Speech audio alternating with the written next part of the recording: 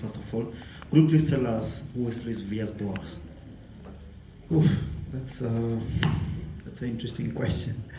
Well, like I said in the introduction, I'm from Portugal, born and raised in a close town to Lisbon called Sintra, and I have a law background. So I studied law in Portugal, went to study abroad in Spain, where I learned to speak Spanish, and I basically have around 20 years of experience working in different fields of expertise. I work in law firms, I work also for the Portuguese government, and over the past 7-8 years I moved more to sports law, mostly in FIFA, but also in a small law firm. So what made you get interested in applying for this job to be the head of agents? Considering what you've told me, like the last one you spent it in court. No, last year, was quite challenging because of the different legal challenges we had with FFAR. At the end, when I joined FIFA, was not for agents to become a head of agents, because there was no department at that time, because there was no really needed, because there was no regulations. There were regulations by FIFA, but were not where FIFA wouldn't have any jurisdiction, so it was completely delegated to all member associations. So when I started, I applied for FIFA 7 years ago to work in ethics. So basically it was mostly investigating officials that breached the code of ethics, so bribery, corruption, conflict of interest, abuse of power. So that was my role over the first 2 years at FIFA, and then I was invited and promoted to be the head of agents at the beginning, head of intermediaries, to implement this new football agent regulatory framework, which I accepted without knowing all the workload that would expect it from this implementation. So how is FIFA managing the litigation against the full implementation of the FFAR right now? We have, of course, we don't have a big team, so the agents department basically supports the litigation department at FIFA. So basically we provide all the evidence, what we've been doing, the arguments, but of course we have an external legal team that is competent on competition law, that help us with all the legal challenges, with all the, let's call it, legal analysis of our factual background. And of course, without that external legal expertise, it will be difficult for FIFA to be legal represented in the different courts in Europe. Okay, so as announced by FIFA, your department will be moving from Zurich to Miami in the US because of the upcoming World Cup. So what are some of the challenges you are facing while doing the relocation right now in the upcoming months? Yes, we're moving with the family in the beginning of August. I was already there in what they call the look and feel trip in February to find a school for my son. And it's interesting when yesterday Nicola was explaining about how difficult it is to get a visa from African. It's also difficult to get a visa for me to get to the US. And I started the process in January. I'm having an interview next week in Bern. And only after that I will get the visa. So even for non-footballers and people that work, it's also, I can see the struggle. Probably it's even worse if you're moving here to Europe. But you also have to work in the US, you need to go through a screening process. You need to have an interview to get the visa. So the entire office is good there. The legal division, yes. We are around 113 employees. But you have the options to say yes or no, and only 30 employees decided to say yes to move to Miami. For example, in my case, in my department, unfortunately, none decided to go. So at the moment, I'm building a new team. So that's why it's our onboarding new employees in the agents department. So. And it's not an easy transition time at the moment, because we are between people that will be leaving soon from FIFA and people that are joining, and then we need it's to a whole explain. new process of getting people on board. Exactly. So that's what I'm doing. I have already someone that started 3 weeks ago, and someone else will start in the 15th of May, and probably the last person that will be joining hopefully in July. Okay. So it's not an easy process, but I'm confident that hopefully by August or by the end of the year, but mainly in August I have already the team, and hopefully by the end of the year it's already working efficiently. So please be patient with us for the next few months until the end of the year. And by the end of the World Cup, you move back again to Zurich. No. That's for in our case for the legal division, it's permanent. Oh, okay. It's not just for the World Cup and the Club World Cup. That will happen. Club World Cup will happen next year, and the World Cup, of course, the year after, in 2026. Yeah. There are already some employees that move just for, like you rightly said, for the World Cup and the Club World Cup. Yeah. But for the legal division, it's a permanent transfer. Of course, if you want to leave, that's in any other work. But for the legal division, it's a permanent transfer, yes.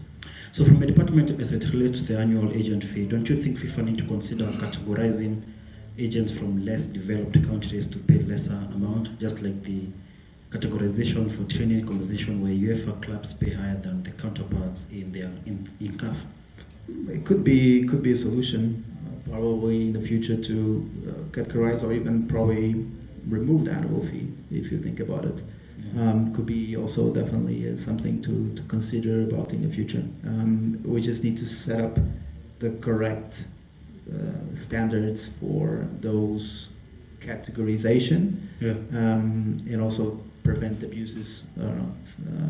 So that people would not benefit for this reduction of license fee. But again, you already reduced 300 for renewals, but we'll see in the future. Could be a solution, or even remove the annual fee, and that's it. Okay. Now, one of the take-homes from this conference is that agents from Africa not having the same opportunity like their counterparts in Europe and other parts of the world. What support can FIFA give to the agents from Africa? I think the agents in Africa have the same challenge as players, right, and clubs in Africa. They have the same challenges, and probably other countries. Yeah, because they're developing. There's probably the money that's circulating is not high, and then probably the only thing someone is expecting is to move to Europe. And that's why I'm here, and to listen to all the main challenge that African agents have, and I can see that there are a lot, and I think slowly we hopefully be able to support. The reduction of license fee was one of them, but pretty sure there will be other ideas that Michael and their members will come up for FIFA to protect them and to be in a different environment. And for example, the implementation of the NFAR in all CAF member associations, I believe is also crucial to create a more competitive market. Finally, what are some of the tips that you can give to the African Football Agent Association and the area they can improve on? I don't like to give any lecture what you should or should not do. I don't know. It's basically based on my own experience. Being resilient. That's also in my personal opinion. Yeah. For me to get where I am now, it took me several years, and it was not from one day to the other. And to move, for example, for sports law, it took me around 3-4 years to get into the sports law, and I had to restart my career from scratch, from the top, from the bottom, and now of course growing within FIFA. So, and to do that, of course, there are good days, there are bad days, but as long as you're resilient and not give up, I think it's always a good advice, whether you are a football agent coming up new in the market, which I believe, but that's my personal opinion, it should not be easy. If you want to become an agent now and starting a new business from scratch, it must be difficult. But then coming here, I was talking with a Kenyan football agent that there were only 4, and they decided to rightly so, to join together forces Yeah. and to create their own agency. So there's so many ways of you to be successful, and also what does it mean to be successful? Just represent players, make a lot of money, or you want it more, or to see your player, even if you're not earning a lot of money, whether you feel successful to see your player, for example, growing and being a successful player at the end. So I think, like I said, resilient for me was always a good tool, not to continue with what I want to do with my professional career. So it might be also a good thing for football agents to start from scratch. Nice. Thanks a lot. We've come to the end of the interview. Thank you. Enjoy. Thank you very much. Okay. There's one question from your friend Nicole. Yeah. As always, there's a microphone there. And there are always good questions. Yes, I enjoy them. It's okay. To make the link with the last subject we spoke, I have already had the opportunity to say it privately to some of you these 2 days. But okay, yeah, and it's super important what you said just now, Luis, because the agent license is mandatory to work, but it's not a guarantee of success. It is very, very important. A lot of young agent here came to me and asked me what is the key, how we can do the same here in Kenya, in Tanzania or Uganda. Okay, it's not easy, and your last words are super important. Just to give you a figure, in France, as a few years ago, out of 350 licensed agents, only 50 were actively working. Okay, so it could be interesting. You're talking about of 10,000 licensed agent on the platform. No, 2,000. No, it's less than 6,000, I think. Oh, 6,000. Okay, but yes, 6,000 and 2,000 more already registered for the next exam. Yeah, it's 6,000 licensed, and I have 10,000. Oh. 10,000 to register to take the exam, Yeah, okay. and 6,000. So imagine if you get 20% that passed, which was the last, will be another 2,000. Okay. And do we already have figures on these 6,000 active license at FIFA, or how many are actually working? We didn't know yet. We don't, because of the suspension. Yeah. The reporting mechanism that we established is suspended, so we cannot. We don't know nothing about how active. We know in TMS how many transfers happen. I can have a quick look and see how many agents participated in the different transfers. International can happen, have national transfers, and that information I don't have. But probably the number is not high. No, clearly. Clearly is not. And then also, we thought of introducing something, but that happens in NBA, for example. Agents that are licensed by which is the player agent in NBA, where after a few years, if you didn't do any deal, your license is suspended, which for me is super harsh, because like you rightly said, and that's why I like to talk with more experienced agents like yourself and people coming and wanted to become a football agent. It took time from talking to you. It wasn't in 1 year. It was way more to create a reputation, connections, and everything. Definitely. It must be difficult, and you have to be really good and competent to reach to the level that I think you are. And that's why people reached out to you, because after your presentation, people was, okay, this is what they probably most of the agents feel is a successful agent. And for that reason, probably 20% are active in an international transfer system, meaning moving players from one member association to the other. Sure.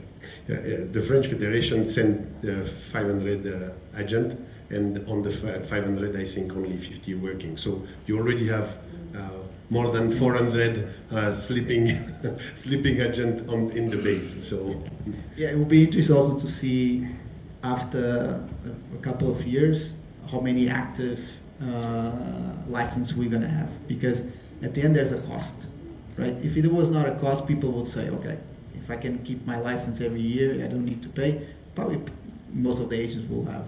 But if you're not doing any business, you're not creating any value for your business, probably we can see in 3-4 years how many active licenses we have in our system. It'll be interesting to see. But that's a good point. I can definitely have a look to see how many agents were engaged in the last transfer window, to see in terms of active, like participating in international transfer system, were active in the last window. But I expect more, of course, because correct me if I'm wrong, but the European summer transfer window is more active than the winter one. Thank you. Thank you so much. Thank you so much, Luis. We've come to the end of it now. I think I can take back your seat, please. Thank you very much. Thank you.